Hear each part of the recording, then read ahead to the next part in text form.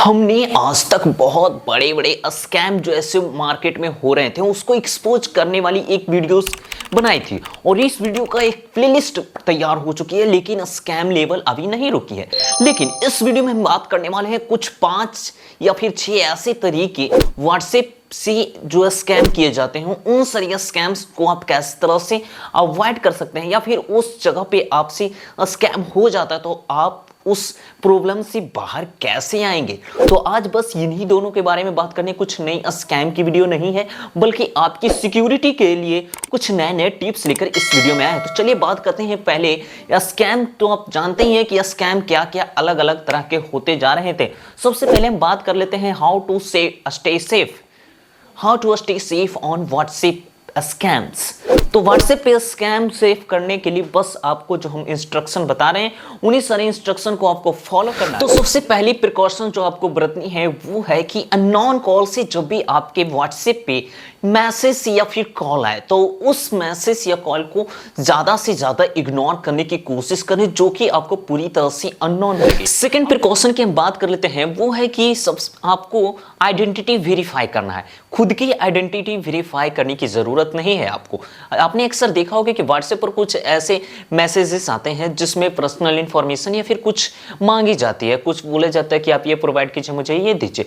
लेकिन वहां पे आप अगर अचानक डायरेक्ट प्रोवाइड कर देते हैं तो आप पूरी तरह फंस सकते हैं। इसके लिए आपको क्या करनी है, उसकी पहले आइडेंटिटी आप वेरीफाई कीजिए। जस्ट लाइक उससे आप आधार कार्ड मांगे या फिर कुछ ऐसे नेशनल आइडेंटिफिकेशंस वगैरह होते हैं, वो सारी चीज़ों का आप डिमांड करें। उसके बाद ही उस शख्स को आप अपनी पर्सनल इंफॉर्मेशन या फिर किसी भी चीज़ को आप शेयर कर सकते हैं। हालांकि इतना भी ज़्यादा ट्रस्ट ना कर लें। उस जो वो डॉक्यूमेंट अगर वो शेयर करता है तो उसे आप फुल्ली आप चेकअप कीजिए, उसके बाद ही आप कोई अगली स्टेप लीजिए। नेक्स्ट प्रिकॉशन की बात हम करते हैं तो वो है कि आपको जो अर्जेंट रिक्वेस्ट अगर आपके पास आता है, स्कैमर्स लोग क्या करते हैं, एक अर्जेंसी क्रिएट करते हैं। लाइक आपके पास कुछ मैसेज आता है कि अगर आपने अंडर 50 मिनट ये नहीं किया तो आपके साथ ये हो सकता है। ये चाहे ब्लैकमेलिंग का भी हो सकता है और उसके अलावा रिवार्ड से भी रिलेटेड हो सकता है कि मतलब ये कुछ ही टाइम के लिए ऑफर है, आप अर्जेंट में जल्दी से साइन अप कीजिए और अपनी रिवार्ड क्लेम कीजिए।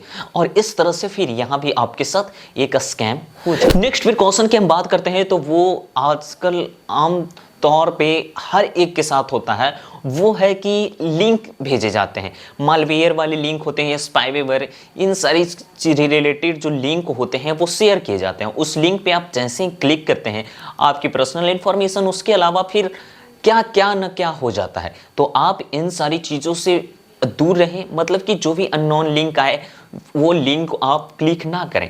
उसके अलावा अगर कोई भी दोस्त में ही अगर कोई भी लिंक अगर शेयर करता है तो उस लिंक को आप जरूर पता करें कि क्या ये सिक्योर लिंक है या फिर अनसिक्योर है। अगर आपको नहीं पता है कि कैसे हम पहचाने कि कोई लीगल वेबसाइट है या फिर इलीगल वेबसाइट है, तो आप ये वीडियो जाकर देखेंगे। इसमें मैं फुल डिटेल में बताया हूँ कि किस तरह से आप पहचान सकते हैं एक लीगल वेबसाइट और एक इलीगल वेबसाइट के बीच में डिफ्रेंशिएट करके आप इन दोनों को समझ सकते हैं। नेक्स्ट प्रिकॉशन की हम बात करते हैं, वो है कि इनेबल 2 फैक्टर ऑथेंटिकेशन।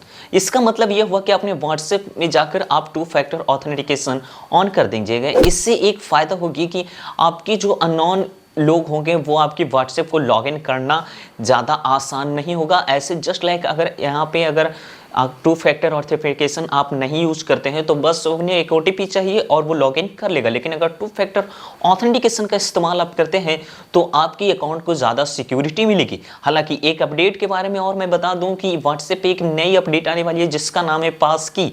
मतलब कि अगर आप पासकी का इस्तेमाल करेंगे जहां पे आपको चाहे फेस आईडी देनी पड़ेगी या फिर आपको फिंगरप्रिंट इनरोल करने के बाद ही आपका जो अकाउंट है वो ओपन होगा, लॉगिन होगा। तो यही थी सारी स्टेप जिससे तरह से आप स्कैम से बच सकते हैं। अब जस्ट इमेजिन अगर आप इस स्कैम में फंसने जा रहे हैं या फिर फंस गए हैं। अगर आपको ऐसा लगे कि ये मेरे साथ स्कैम हो रहा है तो बस उसी टाइम जो कन्वर्सेशन है उसे रोक देनी चाहिए।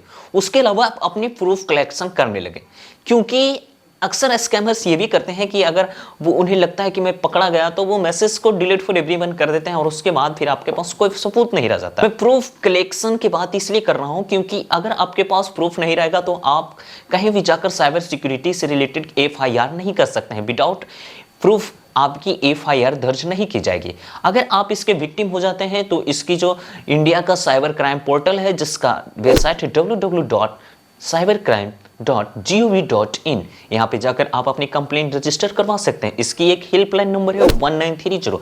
यहाँ पे आप जाकर करेंगे तो आपको अंडर 24 आवर अगर आप कंप्लेन रजिस्टर करवाते हैं तो आपको एक वेल सर्विस प्रोवाइड मिलेगी और आपको एक अच्छी एक्सपीरियंस देखने को मिलेगा। तो ये थी दोस्तों जिससे आप स्कैम से बच सकते हैं। मैं उम्मीद करता हूँ इस वीडियो को आप अपने सारे रिलेटिव दोस्तों के साथ जरूर शेयर करेंगे, जिससे वो भी इन सारी स्कैम से बच सकते हैं। और ऐसी ही जानकारी के लिए इस चैनल का सब्सक्राइब बटन दबा लीजिए। ऐसी कंटेंट आपको हमेशा मिलती रहेगी। ऊपर जो आपको सजेशन में मिल रही है वो प्लेलिस्ट है, वो प्लेलिस्ट जाकर आप बात करें, जिसमें बहुत सारी स्कैम से रिलेटेड मैंने वीडियोस बनाई है। मिलते हैं कुछ नई वीडियो में नई टेक इन्फॉर्मेशन के साथ, तब तक के लिए जय हिंद।